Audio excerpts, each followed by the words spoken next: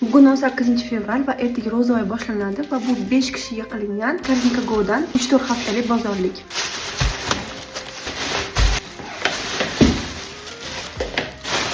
Birinchisidan shunaqa lavash. Biz oila yaxshi ko'radigan ikkita yogurt, grecheskiy yogurt bu menga, kefir, sir mozzarella, karam va kabachok, sariq sabzi va banan, guruch va tuxum, ko'k piyoz, kashnich, urug' va shunaqa nut, shunaqa salat mix, byodrashkalar, 2 xil turdagi qiyma, kivi va bodring, sut, Korzinkani o'zi ishlab chiqarayotgan tushunkalar, shakar, shunaqa orexlar, sariq sabzi, anor lavlagi, bu yerda 1 kilo olma, sho'rva bodring va muzadan somsalar, musirga shunaqa paketlar.